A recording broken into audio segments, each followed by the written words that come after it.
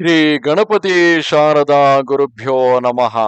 ತ್ವಮೇವ ಮಾತಾ ಚ ಪಿತಾ ತ್ವಮೇವ ತ್ವಮೇವ ಬಂಧುಶ್ಚ ಸಖಾ ತ್ವಮೇವ ತ್ವಮೇವ ವಿದ್ಯಾ ದ್ರವಿಣಂ ತ್ವಮೇವ ತ್ವಮೇವ ಸರ್ವಂ ಮಮ ದೇವ ದೇವ.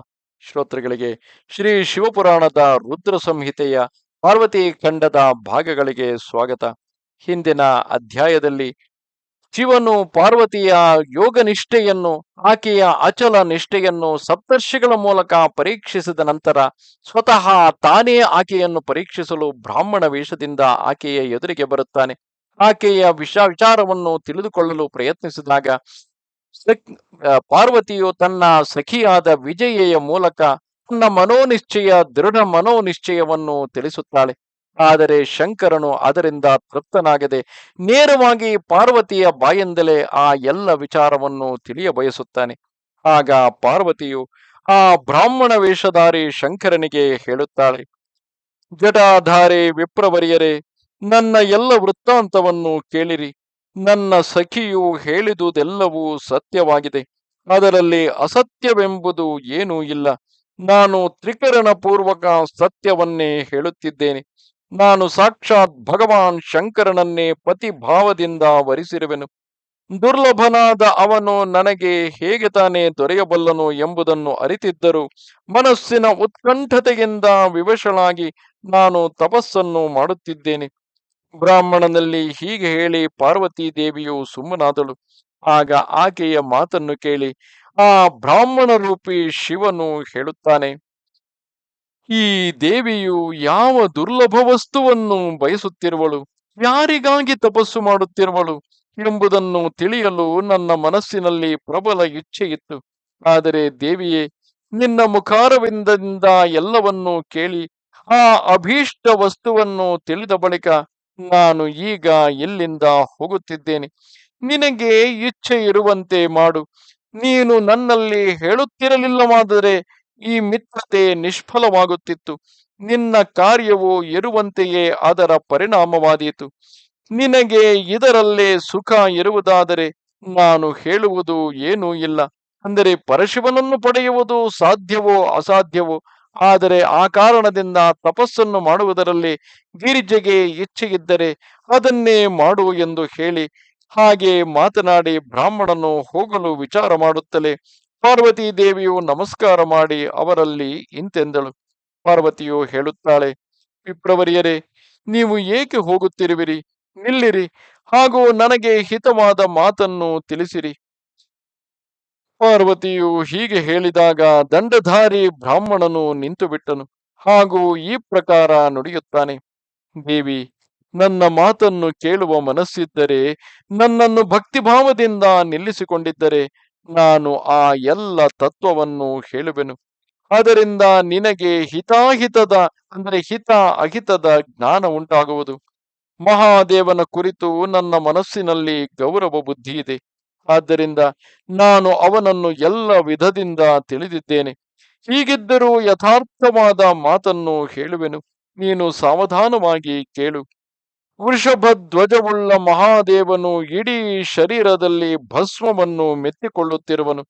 ತಲೆಯಲ್ಲಿ ಜಟೆಯನ್ನು ಧರಿಸಿರುವನು. ಹುಲಿಯ ಚರ್ಮವನ್ನು ಉಡುವನು ಮತ್ತು ಗಜ ಚರ್ಮವನ್ನು ಹೊದ್ದುಕೊಳ್ಳುವನು.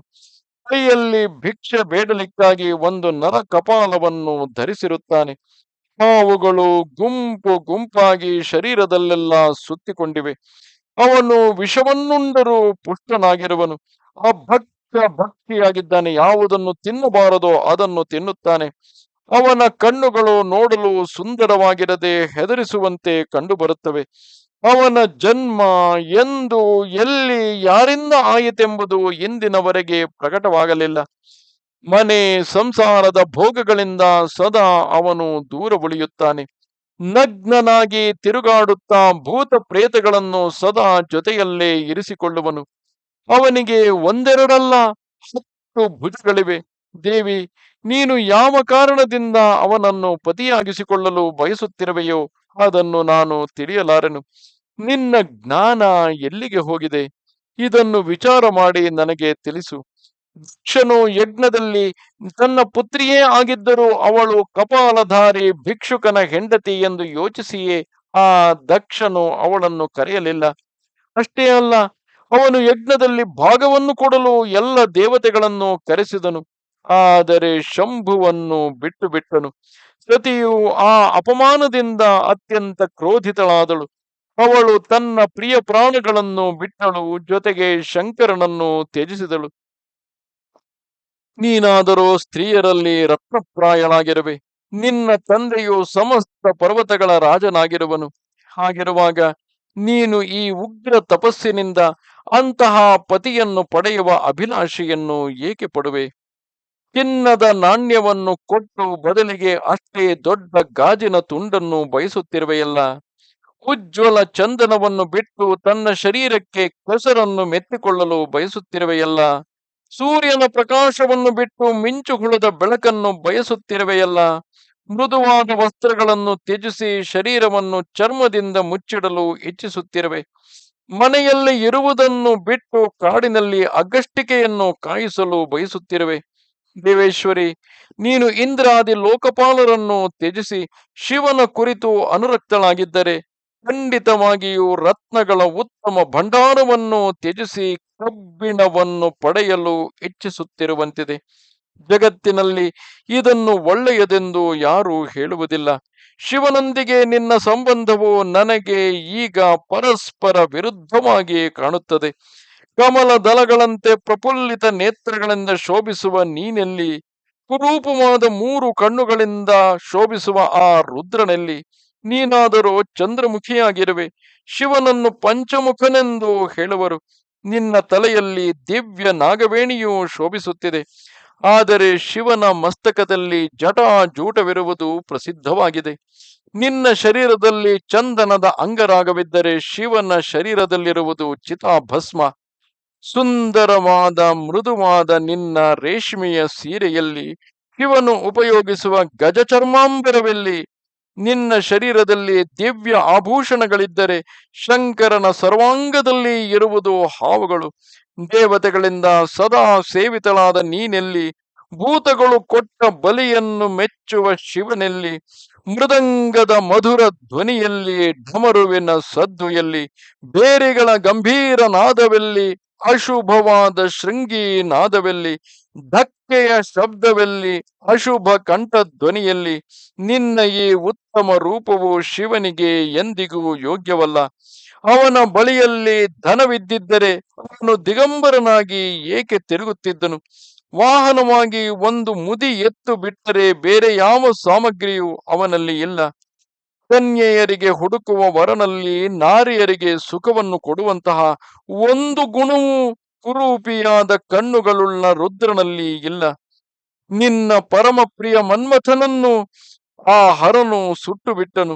ಹಾಗೂ ನಿನ್ನ ಕುರಿತು ಅನಾದರವಾದರೂ ಅವನು ನಿನ್ನನ್ನು ಬಿಟ್ಟು ಬೇರೆಡೆ ಹೋದಾಗಲೇ ಅದನ್ನು ನೋಡಿಯಾಯಿತು.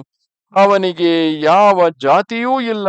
ಅವನಲ್ಲಿ ವಿದ್ಯೆ ಹಾಗೂ ಜ್ಞಾನವೂ ಕಾಣುವುದಿಲ್ಲ. ಪಿಶಾಚಿಗಳೇ ಅವನಿಗೆ ಸಹಾಯಕರು ಮತ್ತು ವಿಷವಾದರೂ ಅವನ ಕಂಠದಲ್ಲೇ ಕಂಡುಬರುತ್ತದೆ. ಅವನು ಸದಾಕಾಲ ಒಬ್ಬಂಟಿಗನಾಗಿದ್ದು ವಿಶೇಷವಾಗಿ ವಿರಕ್ತನಾಗಿದ್ದಾನೆ. ಅದಕ್ಕಾಗಿ ನೀನು ಹರನೊಂದಿಗೆ ನಿನ್ನ ಮನಸ್ಸನ್ನು ಬೆಸೆಯಬೇಡ. ನಿನ್ನ ಕಂಠದಲ್ಲಿ ಇರುವ ಸುಂದರವಾದ ಹಾರಗಳಲ್ಲಿ, ಅವನ ಕಂಠದಲ್ಲಿರುವ ನರಮುಂಡ ಮಾಲೆಗಳಲ್ಲಿ? ದೇವಿ, ನಿನ್ನ ಮತ್ತು ಹರನ ರೂಪಾದಿಗಳು ಪರಸ್ಪರ ವಿರುದ್ಧವಾಗಿವೆ. ಆದ್ದರಿಂದ ನನಗಾದರೂ ಈ ಸಂಬಂಧ ಮೆಚ್ಚುಗೆಯಾಗುವುದಿಲ್ಲ. ಮತ್ತೆ ನಿನ್ನ ಇಚ್ಛೆ ಇದ್ದಂತೆ ಮಾಡು. ಜಗತ್ತಿನಲ್ಲಿ ಇರುವ ಅಸತ್ವಸ್ತುಗಳೆಲ್ಲವನ್ನು ನೀನು ಸ್ವತಃ ಬಯಸತೊಡಗಿರುವೆ. ಆದ್ದರಿಂದ ನೀನು ಆ ಅಸತ್ತಿನ ಕಡೆಗಿಂದ ಮನಸ್ಸನ್ನು ತೊಡೆದು ಬಿಡು ಎಂದೇ ನಾನು ಹೇಳುತ್ತೇನೆ.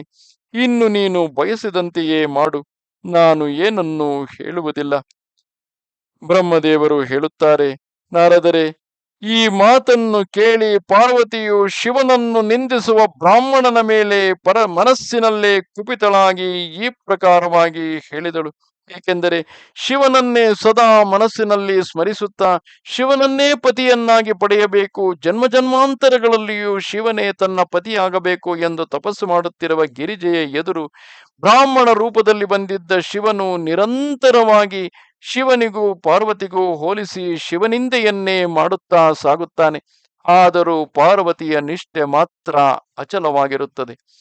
ನಮಸ್ತೆ ಶಾರದೆ ದೇವಿ ಕಾಶ್ಮೀರ ಪುರವಾಸಿನಿ ತ್ವಾಮಹಂ ಪ್ರಾರ್ಥಯೇ ನಿತ್ಯಂ ವಿದ್ಯಾದಾನಂಚ ದೇಹಿಮೆ. ನಮಸ್ಕಾರ.